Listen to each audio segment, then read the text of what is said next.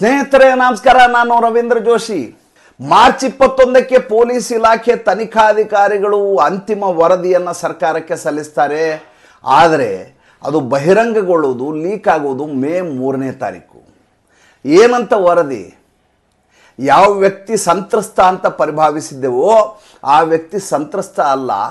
ಎರಡನೇದಾಗಿ ಆತ ಆತ್ಮಹತ್ಯೆ ಮಾಡಿಕೊಂಡ ಕಾರಣ ತಾನು ನಕಲಿ ಜಾತಿ ಪತ್ರವನ್ನು ಕೊಟ್ಟಿದ್ದೆ ಎನ್ನುವಂಥ ಕಾರಣಕ್ಕೋಸ್ಕರ ಆತ ಆತ್ಮಹತ್ಯೆ ಮಾಡಿಕೊಂಡಿದ್ದಾನೆ. ಆತ ದಲಿತನೇ ಆಗಿರಲಿಲ್ಲ. ಯಾರ ವಿಚಾರ ಇದು? 2016ಕ್ಕೆ ನಾವು ಹಿಂದುಗಡೆ ಹೋಗಬೇಕು. ಈ ದೇಶದಲ್ಲಿ 2014ರಲ್ಲಿ ನರೇಂದ್ರ ಮೋದಿ ಬಂದಾಗ ಈ ದೇಶದ ಎಲೈಟ್ ಕ್ಲಾಸ್ ಅಂತೇನಿದೆಯಲ್ಲ, ಶ್ರೀಮಂತ ವರ್ಗ ಅಂತೇನಿದೆಯಲ್ಲ, ಅಧಿಕಾರಿ ವರ್ಗ ಅಂತೇನಿದೆಯಲ್ಲ, ಎಡಚರರು ಅಂತೇನಿದಾರಲ್ಲ, ಅವ್ರನ್ನ ಹೇಗಾದರೂ ಮಾಡಿ ನರೇಂದ್ರ ಮೋದಿ ಅವ್ರನ್ನ ಕೆಳಗಡೆ ಇಳಿಸ್ಬೇಕು ಅಂತ ಇನ್ನಿಲ್ಲದ ಹಾಗೆ ಪ್ರಯತ್ನ ಮಾಡ್ತಾಯಿದ್ರು. ಯಾವುದಾದ್ರೂ ಒಂದು ಸಣ್ಣ ಅವಕಾಶ ಸಿಕ್ಕರೆ ಇಡೀ ದೇಶಾದ್ಯಂತ ದಾವಾನಲ ಹೊತ್ತಿಸಿ ಬಿಡಬೇಕು, ಬೆಂಕಿ ಹಚ್ಚಿ ಬಿಡಬೇಕು, ನರೇಂದ್ರ ಮೋದಿಯನ್ನು ಹೇಗಾದರೂ ಮಾಡಿ ಕೆಳಗಿಳಿಸ್ಬೇಕು. ಏಕೆಂದರೆ ಹಿಂದುಳಿದ ವರ್ಗದಿಂದ ಬಂದಂಥ ಮನುಷ್ಯ, ಚಾಯ್ವಾಲ, ಆತ ಯಾವುದೋ ಗಾಂಧಿ ಪರಿವಾರದವನಲ್ಲ. ಈ ದೇಶದ ರಾಜಕಾರಣಿಗಳು ಯಾರಿದಾರಲ್ಲ, ಮನೆತನ ಹೊಂದಿದಂಥ ವಂಶ ಪಾರಂಪರ್ಯದ ರಾಜಕಾರಣ ಮಾಡಿಕೊಂಡು ಇಷ್ಟು ವರ್ಷ ಅದನ್ನೇ ವೃತ್ತಿ ಮಾಡ್ಕೊಂಡಿದ್ದಾರಲ್ಲ, ಆ ಥರದವನಲ್ಲ. ಯಾವುದೋ RSSನಿಂದ ಬಂದು ಮುಂದೆ ಎಲ್ಲೋ ಹೋಗಿ ಯಾವುದಾವುದೋ ರೀತಿಯಲ್ಲೇ ಪಾಪ ಕಷ್ಟಪಟ್ಕೊಂಡು ಅದಾದಮೇಲೆ ಮುಖ್ಯಮಂತ್ರಿಯಾಗಿ ಅದಾದಮೇಲೆ ಪ್ರಧಾನಮಂತ್ರಿ ಆಗಿರೋದು, ಇಂಥವ್ರೆಲ್ಲ ಪ್ರಧಾನಮಂತ್ರಿ ಆಗಬಾರ್ದು. ಆ ಕುರ್ಚಿಗೆ ಲಾಯಕ್ಕಲ್ಲ ಇವರು. ಅದಕ್ಕೆ ಇಳಿಸ್ಬಿಡ್ಬೇಕು. ಅದಕ್ಕೆ ಈ ದೇಶದಲ್ಲಿ ಅವಾರ್ಡ್ ವಾಪಸಿ ಅಂತವು ನಡೀತವೆ. ಈ ದೇಶದಲ್ಲಿ ಅಸಹಿಷ್ಣುತೆ ಅನ್ನುವಂಥ ಒಂದು ದೊಡ್ಡ ನರೇಟಿವ್ ಸೃಷ್ಟಿಯಾಗತ್ತೆ. ಆವಾಗ ಬಂದಂಥ ಪ್ರಕರಣ ರೋಹಿತ್ ವೇಮುಲಾ ಪ್ರಕರಣ. ಈಗ ನಿಮಗೆ ನೆನಪಾಗತ್ತೆ, ಒಬ್ಬ ವಿದ್ಯಾರ್ಥಿ ಹೈದರಾಬಾದ್ನಲ್ಲಿ ಇನ್ನಿಲ್ಲದ ಹಾಗೆ ಆಟಾಟೋಪ ಮಾಡ್ತಾನೆ, ಕಿರುಕುಳ ಮಾಡ್ತಾನೆ, ಕಾಲೇಜಿಂದ ವಜಾ ಮಾಡಲಾಗತ್ತೆ. ಆವಾಗ ಆತ ನಾನೊಬ್ಬ ದಲಿತ ಅನ್ನುವಂಥ ಕಾರಣಕ್ಕೋಸ್ಕರ ನನಗೆ ಈ ರೀತಿ ಮಾಡಿದ್ದಾರೆ ಅಂತ ಗಲಾಟೆ ಮಾಡಲಿಕ್ಕೆ ಶುರು ಮಾಡ್ತಾನೆ. ಮುಂದೆ ಒಂದು ದಿವಸ ಇದ್ದಕ್ಕಿದ್ದ ಹಾಗೆ ಆತ್ಮಹತ್ಯೆ ಮಾಡ್ಕೋತಾನೆ. ಆತ್ಮಹತ್ಯೆ ಮಾಡ್ಕೊಂಡ್ಮೇಲೆ ಇಡೀ ದೇಶದಲ್ಲಿ ರಾಹುಲ್ ಗಾಂಧಿ ಸಹಿತ ಇಡೀ ದೇಶಾದ್ಯಂತ ಭಾಳ ದೊಡ್ಡ ಮಟ್ಟದಲ್ಲಿ ಪ್ರತಿಭಟನೆ ನಡೆಸ್ತಾರೆ. ನರೇಂದ್ರ ಮೋದಿಯವರೇ ಇದಕ್ಕೆ ಕಾರಣ ಅನ್ನುವ ರೀತಿಯಲ್ಲಿ ಬಿಂಬಿಸಲಾಗತ್ತೆ. ನೋಡಿ ಹೇಗಿದೆ, ಒಂದು ಸಣ್ಣ ಪ್ರಕರಣವನ್ನು ಇಟ್ಕೊಂಡು ಯಾವ ರೀತಿ ಆಟ ಆಡ್ತಾರೆ ರಾಜಕಾರಣದಲ್ಲಿ ಅಂತ. ಚದುರಂಗದ ಆಟದಲ್ಲಿ ನಿಷ್ಣಾತ ರಾಹುಲ್ ಗಾಂಧಿ ಅಂತ ನಿನ್ನೆ ಜಯರಾಮ್ ರಮೇಶ್ ಹೇಳಿದರು.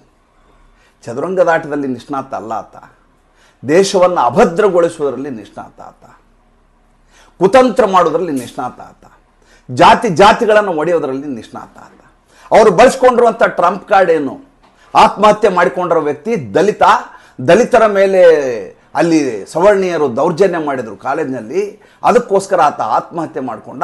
ಈ ದೇಶದಲ್ಲಿ ಅಸಹಿಷ್ಣುತೆ ಇದೆ, ಮೇಲ್ವರ್ಗದವರು ಕೆಳವರ್ಗದವ್ರನ್ನ ತುಳಿತಾ ಇದ್ದಾರೆ. ಹೆಂಗಿದೆ ನರೇಟಿವ್?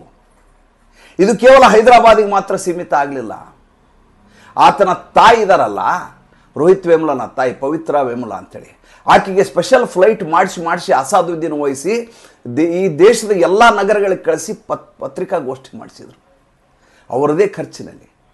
ಏಕೆಂದರೆ ಅಸಾದುದ್ದೀನ್ ವಹಿಸಿಗೆ ನರೇಂದ್ರ ಮೋದಿ ಇರೋದು ಬೇಡಾಗಿತ್ತು. ಅಸಾದುದ್ದೀನ್ ವಹಿಸಿ ತಾನೊಬ್ಬ ಮತಾಂಧ, ಮುಸಲ್ಮಾನರು ನನ್ನ ಮಾತು ಕೇಳ್ಕೊಂಡಿರಬೇಕು, ಈ ದೇಶವನ್ನು ನಾವೇ ನಮ್ಮ ಕಪಿಮುಷ್ಟಿಯಲ್ಲಿ ಇಟ್ಕೋಬೇಕು ಅನ್ನುವಂಥ ರಜಾಕಾರ ಮನಸ್ಥಿತಿಯವನು, ರಜಾಕಾರ. ಅದಕ್ಕೆ ಸೊಪ್ಪು ಹಾಕಿದವರು ಯಾರು? ರಾಹುಲ್ ಗಾಂಧಿಗೆ ಬೇರೆ ಇಶ್ಯೂಗಳಿರಲಿಲ್ಲ ಅವಾಗ. ಅದೇ ತಾನೇ ಫ್ರೆಶ್ ಆಗಿ ಬಂದಿರುವಂಥ ಪ್ರಧಾನಮಂತ್ರಿ. ಇನ್ನೂ ಈತ ಎಕ್ಸ್ಪರ್ಟ್ ಅಲ್ಲ ಅಂತ ಇವ್ರ ಮನಸ್ಸಿನಲ್ಲಿ. ಆದರೆ ನರೇಂದ್ರ ಮೋದಿಗೆ ಇಂಥವೆಲ್ಲ ಜೀರ್ಣಿಸ್ಕೊಂಡು ಗುಜರಾತ್ನಲ್ಲಿ ತುಂಬ ಅನುಭವ ಇದ್ದಂಥ ಮನುಷ್ಯ. ಏಕೆಂದರೆ ಮುಖ್ಯಮಂತ್ರಿ ಆದ ಸಂದರ್ಭದಲ್ಲಿಯೇ ಆತನನ್ನು ಹೇಗಾದರೂ ಮಾಡಿ ಬಂಧಿಸಬೇಕು ಅಂತ ಸ್ವತಃ ಸೋನಿಯಾ ಗಾಂಧಿ ಇವ್ರಿಗೋಸ್ಕರ SITಯನ್ನು ಮಾಡಿ ನಿರಂತರವಾಗಿ ಇವ್ರ ಮೇಲೆ ಏನಾದರೂ ಮಾಡಿ ಕೇಸ್ ಹಾಕ್ಸ್ಬೇಕು ಅಂತ ಪೊಲೀಸರನ್ನು ಬೆಂಬಟ್ಟಿ ಅವರಿಂದ ಸುಳ್ಳು ಸಾಕ್ಷ್ಯವನ್ನು ಹೇಳಿಸಿ ಜೈಲಿಗೆ ಹಾಕಿಸೋ ಪ್ರಯತ್ನ ಮಾಡಿಸಿ, ಗುಜರಾತ್ ದಂಗೆಯಲ್ಲಿ ಇವ್ರ ಹೆಸರನ್ನು ಹೇಳಿಸಿ ಒಳಗೆ ಹಾಕಿಸೋ ಪ್ರಯತ್ನ ಮಾಡಲಾಗಿತ್ತು. ಇಡೀ ದೇಶಕ್ಕೆ ಬೆಂಕಿ ಹಚ್ಚಿಬಿಡ್ತಾರೆ ನರೇಂದ್ರ ಮೋದಿ ಪ್ರಧಾನಿ ಆದರೆ ಅಂತ ನರೇಟಿವ್ ಸೃಷ್ಟಿ ಮಾಡಿದವರು ಇವರು ರೋಹಿತ್ ವೇಮುಲಾ ಅಂತ ಪ್ರಕರಣ ಬಿಟ್ಟುಬಿಡ್ತಾರಾ? ಹಿಡ್ಕೊಂಡು JNU ಬರ್ತಾರೆ. ಅಲ್ಲೊಬ್ಬ ಇರ್ತಾನೆ ಗೊತ್ತಲ್ಲ, ಈಗ ಕನ್ಹಯ್ಯ ಕುಮಾರ್ ದಿಲ್ಲಿಯಲ್ಲಿ ಚುನಾವಣೆ ನಿಂತಿದ್ದಾನೆ. ಈತನ ಹಿಡ್ಕೊಂಡು ವಿದ್ಯಾರ್ಥಿ ಸಂಘಟನೆಯಿಂದ ಎಲ್ಲ ಕಡೆ ಪ್ರತಿಭಟನೆ. ಏನಂತ ಪ್ರತಿಭಟನೆ? ದಲಿತ ವಿದ್ಯಾರ್ಥಿಗಳ ಮೇಲೆ ಸವರ್ಣೀಯರಿಂದ ಭಾಳ ದೊಡ್ಡದಾದಂಥ ದಬ್ಬಾಳಿಕೆ, ದೌರ್ಜನ್ಯ ನಡೀತಾ ಇದೆ ಈ ದೇಶದಲ್ಲಿ. ಅದಕ್ಕೆ ಏನು ಮಾಡಬೇಕು? ನರೇಂದ್ರ ಮೋದಿ ರಾಜೀನಾಮೆ ಕೊಡಬೇಕು. ಈ ದೇಶ ಸರಿಯಿಲ್ಲ. ಅಮೀರ್ ಖಾನ್ ಹೇಳ್ತಾನೆ, ಈ ದೇಶ ಸುಭದ್ರ ಅಂತ ನಾನು ಹೇಳ್ತಿ ಪರಿಭಾವಿಸಿಲ್ಲ ಅಂತ. ಇದೇ ಸಂದರ್ಭದಲ್ಲಿ ನಡೆದಂಥದ್ದು. ವರ್ಷಗಟ್ಟಲೆ ನಡೆದಂಥ ಹೋರಾಟ ಇದು, ನೆನ್ಪಿಟ್ಕೊಳ್ಳಿ. ವರ್ಷಗಟ್ಟಲೆ ನಡೆದಂಥ ಹೋರಾಟ. ಈ ರೋಹಿತ್ ವೇಮುಲ ಎಷ್ಟು ಆಟಾಟೋಪ ಮಾಡ್ತಾ ಇದ್ದಾರೆ, ಕಾಲೇಜಲ್ಲಿ ಮಾಡ್ತಾ ಇದ್ದ ಅಂದರೆ, ಸ್ವತಃ ಒಬ್ಬ ಅಖಿಲ ಭಾರತೀಯ ವಿದ್ಯಾರ್ಥಿ ಪರಿಷತ್ ವಿದ್ಯಾರ್ಥಿ, ಆತನೂ ಕೂಡ ದಲಿತರ ಹೆಸರು ಹೇಳ್ಕೊಂಡು ನೀನು ನಾಟಕ ಮಾಡಬೇಡ, ನಾನು ಕೂಡ ಒಬ್ಬ ದಲಿತ ಅಂತ ಹೇಳಿದ್ರೆ ಆತನ ಮೇಲೆ ಹಲ್ಲೆ ಮಾಡಿ ತಾನೇ ಅವನ ಮೇಲೆ ಕೇಸ್ ಹಾಕಿಸಿದಂಥ ಮನುಷ್ಯ ಈತ ರೋಹಿತ್ ವೇಮುಲ. ಮುಂದೆ ಈತ ಖೋಟಾ ಸರ್ಟಿಫಿಕೇಟಿಂದ ಕಾಲೇಜ್ ಸೇರ್ಕೊಂಡಿರ್ತಾನೆ. ಎಲ್ಲಿ ತನ್ನ ನಕಲಿ ಸರ್ಟಿಫಿಕೇಟ್ ಗೊತ್ತಾಗ್ಬಿಡುತ್ತೋ ಅನ್ನುವಂಥ ಕಾರಣಕ್ಕೋಸ್ಕರ ಆತ್ಮಹತ್ಯೆ ಮಾಡ್ಕೋತಾನೆ. ಆ ವಿಷಯವನ್ನು ಬಚ್ಚಿಟ್ಟು ಆತನ ಮೇಲೆ ದೌರ್ಜನ್ಯ ಮಾಡಲಾಗಿದೆ ಅನ್ನುವಂಥ ವಿಷಯವನ್ನು ಇಟ್ಕೊಂಡು ಇಡೀ ದೇಶದಲ್ಲಿ ಬೆಂಕಿ ಹಚ್ಚುವ ಕೆಲಸವನ್ನು ಈ ದೇಶದ ವಿಪಕ್ಷಗಳು, ಈ ದೇಶದ ಎಡಚರರು, ಈ ದೇಶದ ಕಮ್ಯುನಿಸ್ಟರು ಪ್ರಯತ್ನ ಮಾಡ್ತಾರೆ. ಆ ಕಡೆ ಸೀತಾರಾಮ್ ಯೆಚೂರಿ, ಈ ಕಡೆ ಡಿ ರಾಜಾ. ಮಾತನಾಡಲಾರದವರೆಲ್ಲ ರೋಹಿತ್ ವೇಮುಲ ಬಗ್ಗೆ. ದೊಡ್ಡ ಸ್ಟಾರ್ ಆಗಿ ಹೊರಹೊಮ್ಮಿದವನು ಬದುಕದೇ ಇದ್ದಂಥ ಸಂದರ್ಭದಲ್ಲಿ ರೋಹಿತ್ ವೇಮುಲ. ವರ್ಷಗಟ್ಟಲೆ ನಡೆದ ಹೋರಾಟ. ಈಗ ಅದಕ್ಕೆ ಅಂತ್ಯವನ್ನು ಬರೆಯಲಾಗಿದೆ. ಏನಂತ? ಈತ ದಲಿತನೇ ಆಗಿರಲಿಲ್ಲ, ಖೋಟಾ ಸರ್ಟಿಫಿಕೇಟನ್ನು ಕಾಲೇಜಿಗೆ ಕೊಟ್ಟಿದ್ದ ಅಂತ. ಬರೆದವ್ರು ಯಾರು? ನರೇಂದ್ರ ಮೋದಿ ಅಥವಾ ಅಮಿತ್ ಶಾ ಅಲ್ಲ, ಭಾರತೀಯ ಜನತಾ ಪಕ್ಷ ಅಲ್ಲ, ಕಾಂಗ್ರೆಸ್ಸಿನ ಸರ್ಕಾರ ಇದು. ತೆಲಂಗಾಣದಲ್ಲಿ ನೆನ್ಪಿಟ್ಕೊಳ್ಳಿ, ರೇವಂತ್ ರೆಡ್ಡಿ ಸರ್ಕಾರ. ಅವರದೇ ತನಿಖಾಧಿಕಾರಿ. ಮಾರ್ಚ್ 21ನೇ ತಾರೀಕು ಶರಾ ಬರೀತಾರೆ, ಅಂತಿಮ ವರದಿ ಬರೀತಾರೆ.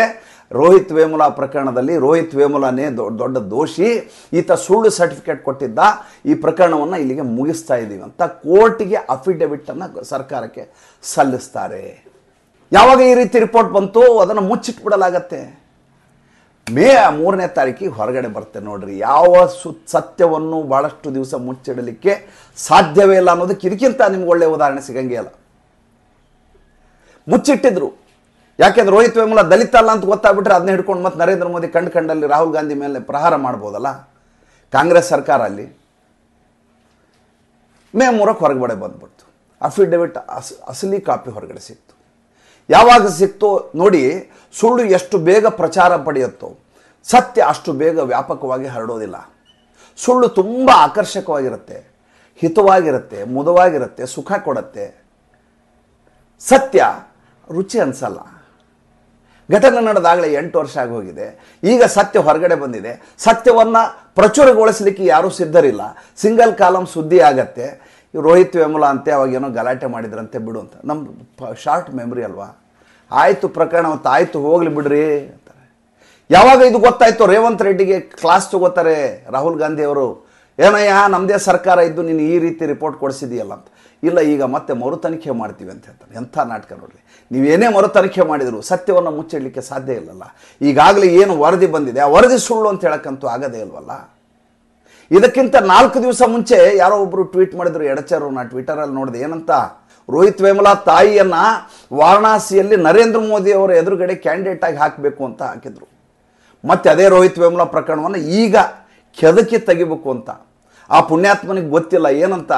ಈಗಾಗಲೇ ವರದಿ ಹೊರಗಡೆ ಬಂದಿದೆ, ಅಫಿಡವಿಟ್ ಸಲ್ಲಿಸಲಾಗಿದೆ, ಆತ ದಲಿತನೇ ಆಗಿರಲಿಲ್ಲ, ದಲಿತರ ಮೇಲೆ ಈ ರೀತಿ ಆದಂಥ ದೌರ್ಜನ್ಯ ನಡೆದೇ ಇಲ್ಲ ಸುಳ್ಳು ಅನ್ನೋದು ಆತನಿಗೆ ಗೊತ್ತೇ ಇರಲಿಲ್ಲ. ಅಂದರೆ ಹೇಗೆ ಪ್ರಕರಣವನ್ನು ಬಳಸಿಕೊಳ್ಳಲಾಗತ್ತೆ ಅನ್ನೋದಕ್ಕೆ ಇದನ್ನು ಹೇಳ್ತಾ ಇರೋದು. ಕಾಂಗ್ರೆಸ್ ಸರ್ಕಾರದ ಅವಧಿಯಲ್ಲಿ ವಿಪಕ್ಷಗಳು ಮಾಡುವಂಥ ಕೆಲಸಗಳು ಏನಂದರೆ, ಸುಳ್ಳು ನರೇಟಿವ್ನ ಸೃಷ್ಟಿಸುವುದು, ತನ್ಮೂಲಕ ಸಾಮಾಜಿಕ ಫ್ಯಾಬ್ರಿಕೇಷನ್ ಅಂತ ನಾವೇನಂತೀವಲ್ಲ, ನಾವೆಲ್ಲ ಒಟ್ಟಾಗಿರ್ತೀವಿ, ನಮ್ಗೆ ಯಾವುದೇ ಜಾತಿ ಇಲ್ಲ ರೀ. ನನ್ನ ಜೊತೆ ಕೆಲಸ ಮಾಡೋ ಸಹೋದ್ಯೋಗಿಗಳು ಯಾವ ಜಾತಿಯವರು ನಮಗೊಬ್ರಿಗೆ ನಿಜವಾಗ್ಲೂ ಹೇಳ್ತೀನಿ, ಪ್ರಾಮಾಣಿಕವಾಗಿ ಹೇಳ್ತೀನಿ, ನನ್ನ ಜೊತೆ ಇರೋ ಯಾವ ಸಹೋದ್ಯೋಗಿಗಳ ಜಾತಿಯು ನನಗೆ ಇವತ್ತಿನವರೆಗೂ ಗೊತ್ತಿಲ್ಲ. ಆತನ ಅರ್ಹತೆ, ಆತನ ಸಾಮರ್ಥ್ಯ, ಆತನ ಕೌಶಲ್ಯ, ಆತನ ನೈಪುಣ್ಯ, ಆತನ ಸ್ವಭಾವ, ಇದೆಲ್ಲದ ಆಧಾರದ ಮೇಲೆ, ಮಾನದಂಡದ ಮೇಲೆ ನಮ್ಮ ಆಫೀಸ್ನಲ್ಲಿ ಕೆಲಸ ಮಾಡ್ತಾರೆ ಅವರೆಲ್ಲ. ಅವ್ರ ಹುಟ್ಟುಹಬ್ಬಗಳನ್ನ ಆಚರಿಸ್ತೀವಿ, ಅವ್ರ ಮನೆಗೆ ಹೋಗ್ತೀವಿ, ಬರ್ತೀವಿ. ನಮ್ಗೆ ಯಾರಿಗೂ ಜಾತಿ ಇಲ್ಲ. ರಾಜಕಾರಣಿಗಳಿಗೆ ಮಾತ್ರ ಜಾತಿ ಇದೆ. ರಾಜಕಾರಣಿಗಳು ಈ ಜಾತಿಯನ್ನು ರಾಜಕಾರಣಕ್ಕೆ ಮಾತ್ರ ಬಳಸ್ಕೋತಾರೆ. ಹೆಂಗಿದೆ ನೋಡ್ರಿ ಇದು. ಈಗ ಅಂಥ ಪ್ರಕರಣಕ್ಕೆ ಒಂದು ಅಂತ್ಯ ಹಾಡುವ ಸಮಯ ಬಂದಿದೆ. ಈ ರೋಹಿತ್ ವೇಮುಲ ಪ್ರಕರಣ, ಈ ಸುಳ್ಳು ಅನ್ನೋದೇನಿದೆ ಅಲ್ಲ, ಈ ಸುದ್ದಿಯನ್ನು ಹೆಚ್ಚು ಜನರಿಗೆ ತಲುಪಿಸುವ ಕೆಲಸವನ್ನು ನಾವು ಮಾಡಬೇಕು. ಏಕೆಂದರೆ ಇಲ್ಲದೆ ಹೋದರೆ ಇದೇ ರೀತಿಯ ನರೇಟಿವ್ ಸೃಷ್ಟಿ ಮಾಡುವಂಥ ಕೆಲಸಗಳನ್ನು ನಿರಂತರವಾಗಿ ರಾಹುಲ್ ಗಾಂಧಿ ಅಂತವ್ರು ಮಾಡ್ತಾನೆ ಹೋಗ್ತಾ ಇರ್ತಾರೆ. ಮತ್ತು ಮುಂದಿನ ಸಂಚಿಕೆಯಲ್ಲಿ ಮಾತಾಡ್ತೀನಿ. ಸಂಚಿಕೆ ಇಷ್ಟ ಆಗಿದ್ದರೆ ಲೈಕ್ ಮಾಡಿ, ಫಾಲೋ ಮಾಡಿ, ಶೇರ್ ಮಾಡಿ. ದಯವಿಟ್ಟು ನಮ್ಮ ಮುಕ್ತ ಪತ್ರಿಕೋದ್ಯಮಕ್ಕೆ ಆರ್ಥಿಕವಾಗಿ ಬೆಂಗಾವಲಾಗಿ ನಮಸ್ಕಾರ.